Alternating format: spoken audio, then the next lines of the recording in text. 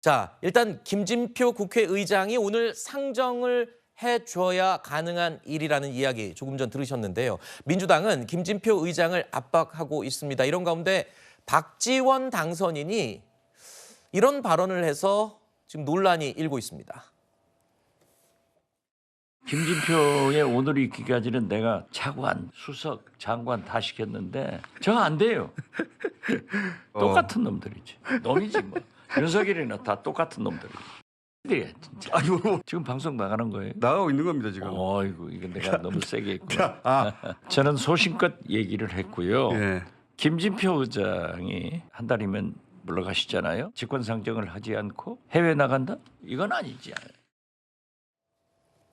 자, 참고로 현재 이 유튜브에 공개돼 있는 방송분에서 박지원 당선인의 논란이 일었던 이 발언 부분은 음악으로 덮여 있다는 점을 미리 말씀드립니다. 김진표 의장을 향해서 욕설을 사용한 박지원 당선인, 오늘 오전 라디오 방송에 출연해서 이에 대해서 사과를 했습니다. 안녕하세요. 안녕 못합니다. 지금 방송 시작된 거예요? 많은 해프닝이 있었습니다 어제. 무조건 예. 제가 부적절한 용어를 사용한 것은 잘못했기 때문에 예. 다시 한번 사과합니다. 제가 생각해도 박지원 정치 인생에 처음 큰 설화를 남겼다. 사실 이번 총선 민의 국민들이 정치권에 김건희, 이태원, 최상병 특검 해라. 21대 국회에서 처리해야겠다라고 한다고 하면은 저는 처리해야 된다. 그런데 왜 이것을 직권상정을 하지 않으려고 하느냐. 국민적 요구를 위해서도 상정해야 된다 하는 것을 강조한 것입니다.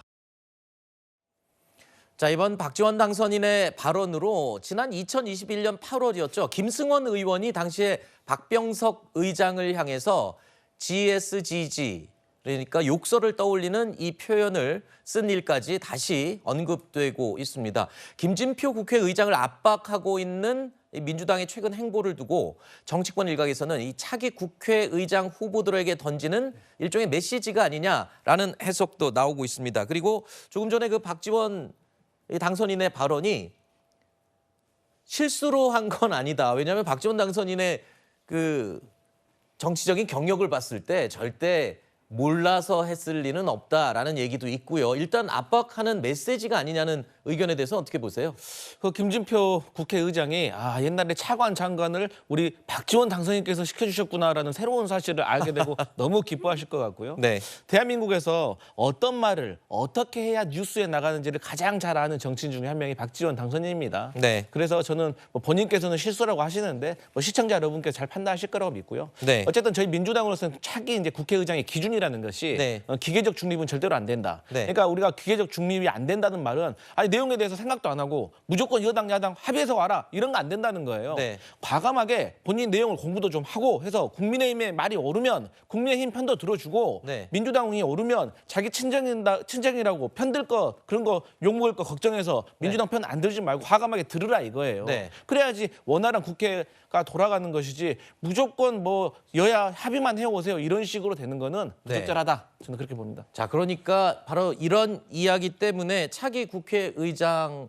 후보들 지금 거론되는 분들이 중립적이라는 말에 대해서 나는 내려놓겠다 이런 말들이 나올 수밖에 없는 거예요. 가장 그래서 지금 추미애 당선인이 그렇게 지금 유력하게 나오는 이유도 그거 아닙니까?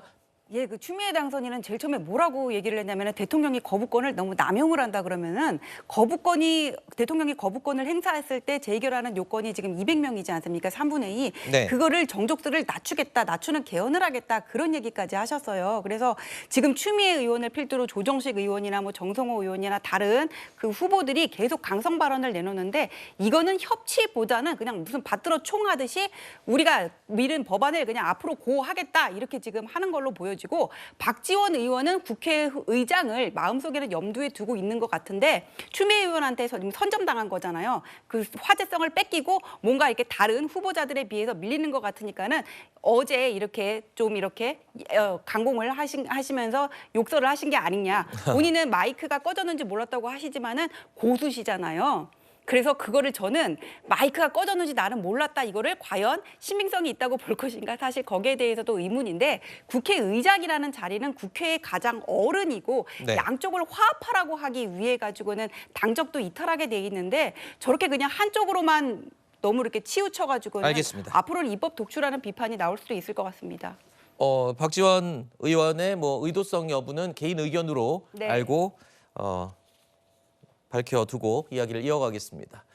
자, 일단 오늘 국회의장이 이 안건으로 어떤 안건들을 상정할지 그 부분이 지금 일단은 오늘의 가장 관심 포인트가 될 것 같습니다.